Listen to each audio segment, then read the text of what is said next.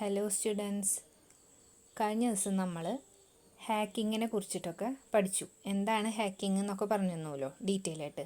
എന്താണ് hacking? Unauthorised ആയിട്ട് ഒരു കമ്പ്യൂട്ടർ നെറ്റ്വർക്കിൽ കയറിയിട്ട് ഇൻഫോർമേഷനൊക്കെ എടുക്കുക, അതാണ് ഹാക്കിംഗ് എന്ന് പറയുക. ഇത്രയും നമ്മൾ പഠിച്ചു കഴിഞ്ഞ ദിവസം. ഹാക്കിങ്ങിനെ കുറിച്ചിട്ടൊക്കെ കുറച്ച് കൂടുതലായിട്ട് പഠിച്ചു. ഇനി കുറച്ചും കൂടി കാര്യങ്ങൾ ഹാക്കിങ്ങിനെ കുറിച്ച് പഠിക്കാനുണ്ട്. അതാണ് ഇനി പറയാൻ പോകുന്നത്. Types of hacking. ഏതൊക്കെ ടൈപ്പാണ് ഹാക്കിംഗ് ഉള്ളതെന്ന്. ഒന്നാമത്തെ, വെബ്സൈറ്റ് ഹാക്കിംഗ്. വെബ്സൈറ്റ് ഹാക്കിംഗ് എന്ന് പറഞ്ഞു കഴിഞ്ഞാൽ it means taking unauthorised control over A web server. അതായത് വെബ് സെർവറിൻ്റെ മേലെയും ആ വെബ് സെർവർ അസോസിയേറ്റ് ചെയ്തിരിക്കുന്ന സോഫ്റ്റ്വെയറിൻ്റെ മേലെയും അൺഓതറൈസ്ഡ് ആയിട്ടുള്ള ഒരു കൺട്രോളാണ് വെബ്സൈറ്റ് ഹാക്കിംഗ് എന്ന് പറയുന്നത്. രണ്ടാമത്തെ, നെറ്റ്വർക്ക് ഹാക്കിംഗ്. അതെന്താണെന്ന് വെച്ച് കഴിഞ്ഞാൽ hacking A network means gathering information about a network by using tools like Telnet, Ping, Tracert, etc. അതായത് ഒരു നെറ്റ്വർക്കിനെ കുറിച്ചിട്ടുള്ള ഇൻഫോർമേഷൻ നേരത്തെ നമ്മൾ വെബ് ബ്രൗസറിൻ്റെ ഇൻഫോർമേഷനാണ് വെബ്സൈറ്റ് ഹാക്കിംഗ് എന്ന് പറഞ്ഞത്. ഇവിടെ നെറ്റ്വർക്ക് ഹാക്കിങ്ങിൽ വരുമ്പോൾ ഒരു നെറ്റ്വർക്കിനെ കുറിച്ചിട്ടുള്ള ഇൻഫോർമേഷനാണ് അൺഓതറൈസ്ഡ് ആയിട്ട് ഗ്യാദർ ചെയ്യുന്നത്. അതിനെയാണ് നമ്മൾ നെറ്റ്വർക്ക് ഹാക്കിംഗ് എന്ന് പറയുന്നത്. അതിനുപയോഗിക്കുന്ന ടൂൾസൊക്കെയാണ് നേരത്തെ പറഞ്ഞ ടെൽനെറ്റ്, പിങ് അതുപോലെയുള്ള കുറച്ച് സോഫ്റ്റ്വെയർ. ഒരു നെറ്റ്വർക്കിനെ കുറിച്ചിട്ടുള്ള ഇൻഫോർമേഷൻ അൺഓതറൈസ്ഡ് ആയിട്ട് ഗ്യാദർ ചെയ്യുക. ഇതാണ് നെറ്റ്വർക്ക് ഹാക്കിംഗ് എന്ന് പറയുന്നത്. ഇനി അടുത്ത ഹാക്കിംഗ് ആണ് മൂന്നാമത്തെ type, email hacking. Email hacking എന്ന് പറഞ്ഞാൽ it includes getting unauthorised access on an email account and using it without taking the consent of its owner. അതായത് ഒരു ഇമെയിൽ ഹാക്കിംഗ് എന്ന് പറഞ്ഞു കഴിഞ്ഞാൽ ഒരു ഇമെയിൽ അക്കൗണ്ടിലേക്ക് അൺഓതറൈസ്ഡ് ആയിട്ട് ആ അക്കൗണ്ടിനെ ആക്സസ് ചെയ്യുകയും ആ അക്കൗണ്ടിൻ്റെ ഓണറിൻ്റെ സമ്മതമില്ലാണ്ട് അത് ആ മെയിൽ അക്കൗണ്ട് യൂസ് ചെയ്യുക. ഇത്രയും കാര്യങ്ങൾ ചെയ്യുന്നതിനെയാണ് ഇമെയിൽ ഹാക്കിംഗ്. അതായത് ഒരു ഇമെയിൽ അക്കൗണ്ട് ഉള്ള ആ ഓണറുടെ പെർമിഷൻ ഇല്ലാണ്ട് ആ അക്കൗണ്ടിലത്തെ ഇൻഫോർമേഷൻ ആക്സസ് ചെയ്യും. ആ ഇമെയിൽ അക്കൗണ്ട് യൂസ് ചെയ്തിട്ട് മെസ്സേജസ് സെൻഡ് ചെയ്യും, റിസീവ് ചെയ്യുകയൊക്കെ ചെയ്യുന്നതിനെയാണ് ഇമെയിൽ ഹാക്കിംഗ് എന്ന് പറയുന്നത്. ഇനി നാലാമത്തെ ടൈപ്പ് ഓഫ് ഹാക്കിംഗ് ആണ് എത്തിക്കൽ hacking. It involves finding weakness in A computer or network system. ഒരു കമ്പ്യൂട്ടറിൻ്റെയോ അല്ലെങ്കിൽ നെറ്റ്വർക്ക് സിസ്റ്റത്തിൻ്റെയോ വീക്ക്നെസ് കണ്ടെത്തുന്നതിനെയാണ് എത്തിക്കൽ ഹാക്കിംഗ് എന്ന് പറയുന്നത്. ഇനി അടുത്തതാണ് എത്തിക്കൽ ഹാക്കിങ്ങിന് കുറച്ച് കഴിഞ്ഞാൽ ഞാനൊരു എക്സാമ്പിൾ പറഞ്ഞിട്ടുണ്ട് കുറച്ച് ഡീറ്റെയിൽ ആയിട്ട്. അടുത്തതാണ് പാസ്വേഡ് ഹാക്കിംഗ്. ഒരു കമ്പ്യൂട്ടർ സിസ്റ്റത്തിൽ സ്റ്റോർ ചെയ്തിരിക്കുന്ന പാസ്വേഡ് ചോർത്തിയെടുക്കുന്നതിനെയാണ് പാസ്വേഡ് ഹാക്കിംഗ് എന്ന് പറയുന്നത്. അൺഓതറൈസ്ഡ് ആയിട്ട് ഒരു കമ്പ്യൂട്ടർ സിസ്റ്റത്തിൽ കടന്നു കയറിയിട്ട് ആ സിസ്റ്റത്തിലത്തെ ഇമ്പോർട്ടൻ്റ് ആയിട്ടുള്ള പാസ്വേഡ്സൊക്കെ ചോർത്തിയെടുക്കുക. അതാണ് പാസ്വേഡ് ഹാക്കിംഗ് എന്ന് പറയുന്നത്. ഇനി അടുത്തത്, അപ്പോൾ ടൈപ്സ് ഓഫ് ഹാക്കിംഗ് കഴിഞ്ഞു. ഇനി അടുത്തതാണ് റെമഡീസ് അഗെയിൻസ്റ്റ് ഹാക്കിംഗ്. അതായത് ഹാക്ക് ചെയ്യാണ്ടിരിക്കാൻ നമ്മളെങ്ങനെയൊക്കെ ഹാക്കിംഗ് തടയും, അതാണ് ഇനി അടുത്ത ഭാഗം. ഒന്നാമത്തതാണ് ചെക്കിംഗ് സിസ്റ്റം സെക്യൂരിറ്റി. അതായത് the first and foremost thing that can be done to defend the attack from hackers is to conduct detailed checking of information security systems exist in the organization. അതായത് ഒരു ഓർഗനൈസേഷനിൽ നിലവിലുള്ള information security system അത് detail ആയിട്ട് check ചെയ്യുക. അതാണ് hacking തടയാനുള്ള ഏറ്റവും ഫസ്റ്റ് ആയിട്ടുള്ള ഒരു മാർഗം. The security system can be checked with the with mock security breaking software. Such software will be developed by certain professionals in this field.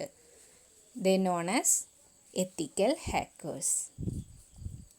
അതായത് സെക്യൂരിറ്റി ബ്രേക്കിംഗ് സോഫ്റ്റ്വെയർ യൂസ് ചെയ്തിട്ടാണ് security systems ഒക്കെ detail ആയിട്ട് check ചെയ്യുന്നത്.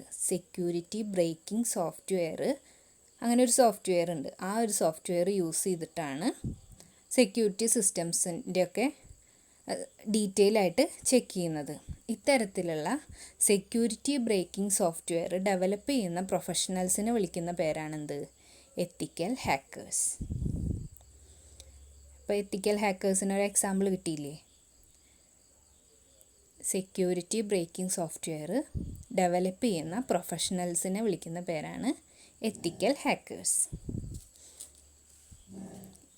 ഇനി രണ്ടാമത്തെ റെമഡിയാണ് use of firewalls. Firewall prevents unauthorised users from accessing private network.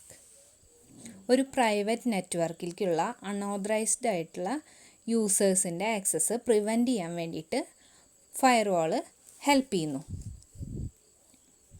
The firewall identifies names, internet protocol address, applications and other characteristics of incoming traffic.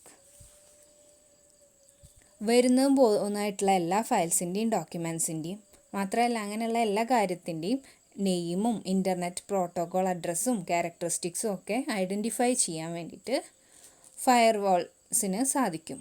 അതുകൊണ്ട് തന്നെ ഒരു പ്രൈവറ്റ് നെറ്റ്വർക്കിലേക്കുള്ള അൺഓതറൈസ്ഡ് ആയിട്ടുള്ള യൂസേഴ്സിൻ്റെ ആക്സസ് പ്രിവെൻറ്റ് ചെയ്യാൻ വേണ്ടിയിട്ട് നമ്മളതിനെ ഫയർവാൾ ഹെൽപ്പ് ചെയ്യും. ഇനി അടുത്ത പോയിൻ്റാണ് ഡാറ്റ എൻക്രിപ്ഷൻ. അതായത് അടുത്ത remedy data encryption. Data encryption എന്താണെന്ന് നോക്കാം. Many organisations depend on encryption technique to protect their valuable information send over the internet and other network. ഇൻ്റർനെറ്റിൽ കൂടിയും മറ്റുള്ള നെറ്റ്വർക്കിൽ കൂടിയും സെൻഡ് ചെയ്യുന്ന വാല്യുബിൾ ഇൻഫോർമേഷൻ പ്രൊട്ടക്റ്റ് ചെയ്യാനായിട്ട് പല ഓർഗനൈസേഷൻസും യൂസ് ചെയ്യുന്ന ഒരു ടെക്നിക്കാണ് എൻക്രിപ്ഷൻ ടെക്നിക്ക്. ഇൻ്റർനെറ്റിൽ കൂടിയും മറ്റുള്ള നെറ്റ്വർക്കിൽ കൂടിയും ഒക്കെ സെൻഡ് ചെയ്യുന്ന വാല്യുബിൾ ആയിട്ടുള്ള ഇൻഫോർമേഷൻ പ്രൊട്ടക്റ്റ് ചെയ്യാനായിട്ട് പല ഓർഗനൈസേഷൻസും യൂസ് ചെയ്യുന്ന ഒരു ടെക്നിക്കാണ് എന്ത്? എൻക്രിപ്ഷൻ എന്ന് പറയുന്നത്. Encryption is the process of coding of messages to prevent unauthorized access to or understanding of the data being transmitted. അതായത്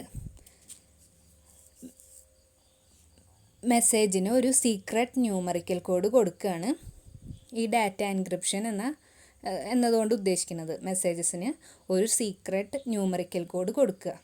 ആ കോഡിനെ പറയുന്നതാണ് എൻക്രിപ്ഷൻ കീ. ഒരു സീക്രട്ട് ന്യൂമറിക്കൽ കോഡ് മെസ്സേജിന് കൊടുക്കുന്നു.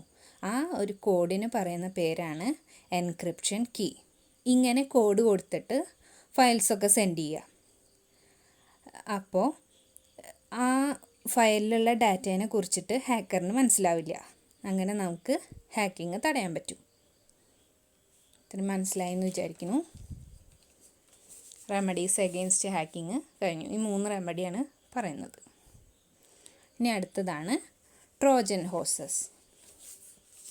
ട്രോജൻ ഹോഴ്സസും ഒരു ഇൻഫോർമേഷൻ ടെക്നോളജി യൂസ് ചെയ്യുന്ന ട്രോജൻ ഹോഴ്സ് എന്ന് പറയുന്നത് information technology face ചെയ്യുന്ന വേറൊരു ത്രെട്ട് തന്നെയാണ്. അതായത് ട്രോജൻ ഹോഴ്സ് എന്ന് പറഞ്ഞു കഴിഞ്ഞാൽ സോഫ്റ്റ്വെയർ ഫീൽഡിൽ ട്രോജൻ ഹോഴ്സ് എന്ന് പറഞ്ഞു കഴിഞ്ഞാൽ ഒരു അൺഓതറൈസ്ഡ് പ്രോഗ്രാം എന്നാണ് അർത്ഥം. ട്രോജൻ ഹോഴ്സ് എന്ന് പറഞ്ഞു കഴിഞ്ഞാൽ it is an unauthorised program. It is a type of malware. ഇതും ഒരു മൽവെയറിൻ്റെ ഒരു എക്സാമ്പിളാണ് ഈ ട്രോജൻ ഹോഴ്സ് എന്ന് പറയുന്നത്. ട്രോജൻ ഹോഴ്സ് ഒരു ഓതറൈസ്ഡ് പ്രോഗ്രാം ആയിട്ട് നിന്നിട്ട് പാസീവ്ലി ഒരു സിസ്റ്റത്തിൻ്റെ കൺട്രോൾ മുഴുവൻ നേടിയെടുക്കുകയാണ് ചെയ്യുന്നത്. ട്രോജൻ ഹോഴ്സ് സൈലൻ്റായിട്ട് ഒരു നല്ലൊരു ഓതറൈസ്ഡ് പ്രോഗ്രാമായിട്ട് നിൽക്കുക. എന്നിട്ട് പതുക്കെ സൈലൻ്റായിട്ട് ഒരു സിസ്റ്റത്തിൻ്റെ കൺട്രോൾ മുഴുവൻ നേടിയെടുക്കുക. അതാണ് ട്രോജൻ ഹോഴ്സ് ചെയ്യുന്നത്. ഇമെയിൽ വഴിയാണ് ട്രോജൻ ഇൻസ്റ്റാൾ ചെയ്യുന്നത്. ഈ പ്രോഗ്രാം വളരെ യൂസ്ഫുള്ളായിട്ട് തോന്നുന്ന ഒരു തരം പ്രോഗ്രാമാണ്. നമ്മൾ ഇൻസ്റ്റാൾ ചെയ്യുമ്പോൾ വളരെ യൂസ്ഫുള്ളാണെന്ന് തോന്നും. പക്ഷേ പിന്നെ ആ പ്രോഗ്രാം വളരെ ഹാംഫുള്ളായിട്ട് സിസ്റ്റത്തിനെ എഫക്റ്റ് ചെയ്യും. അങ്ങനെ ഓരോന്ന് ചെയ്തുകൊണ്ടിരിക്കും. അത് സിസ്റ്റം യൂസ് ചെയ്യുന്ന ആളുടെ ഒരു അറിവോ സമ്മതമോ ഇല്ലാണ്ട് ഈ ട്രോജൻ ഇങ്ങനെ അതിന് തോന്നിയ പോലെ ഓരോ ക്രൈം ചെയ്തുകൊണ്ടിരിക്കും. ഒരു എക്സാമ്പിൾ പറയുകയാണെന്നുണ്ടെങ്കിൽ നമുക്ക് ഏറ്റവും ഇമ്പോർട്ടൻ്റ് ആയിട്ടുള്ള ഡാറ്റ ഡിലീറ്റ് ചെയ്യും. അതുപോലെ തന്നെ പല ഡാറ്റാസും ബ്ലോക്ക് ചെയ്യും. പിന്നെ നമ്മളറിയാതെ തന്നെ, അതായത് യൂസേഴ്സ് അറിയാണ്ട് തന്നെ ഡാറ്റാസ് മോഡിഫൈ ചെയ്യും, കോപ്പി ചെയ്യും, ഡിലീറ്റ് ചെയ്യും, ബ്ലോക്ക് ചെയ്യും. ഇങ്ങനെ വേണ്ടാത്ത കാര്യങ്ങളൊക്കെ ചെയ്യും. അതിനാണ് ട്രോജൻ ഹോഴ്സസ് എന്ന് പറയുന്നത്. ഒരു അൺഓതറൈസ്ഡ് പ്രോഗ്രാമാണ്. നമ്മളത് ഇൻസ്റ്റാൾ ചെയ്യുന്ന സമയത്ത് നമുക്ക് തോന്നും ഒരു ഓതറൈസ്ഡ് ആയിട്ട് യൂസ്ഫുൾ ആയിട്ടുള്ള ഒരു പ്രോഗ്രാമാണെന്ന് തോന്നും. പക്ഷേ പിന്നീടാണ് മനസ്സിലാവുക അതിൻ്റെ എത്രമാത്രം അത് ഡേഞ്ചറാണെന്നുള്ള കാര്യം. ഇനി അടുത്തതാണ് കുക്കീസ്.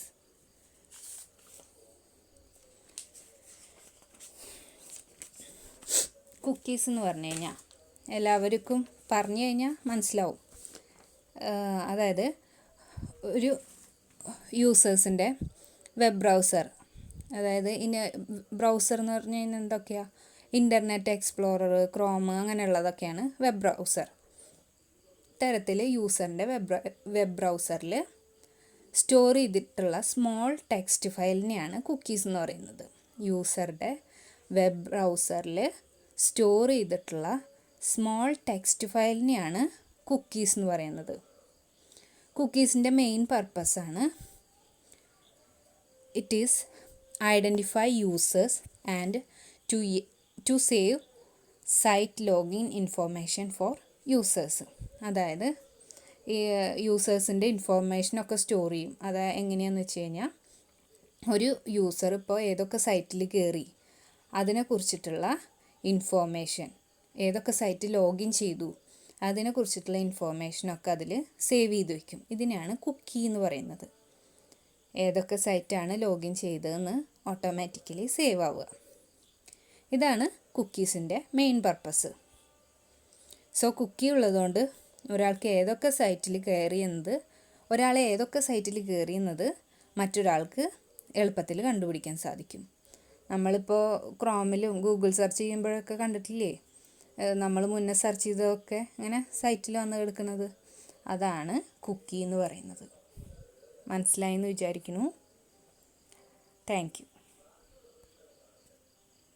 എന്തെങ്കിലും ഡൗട്ടുകൾ ഉണ്ടെങ്കിൽ ചോദിക്കുക കേട്ടോ.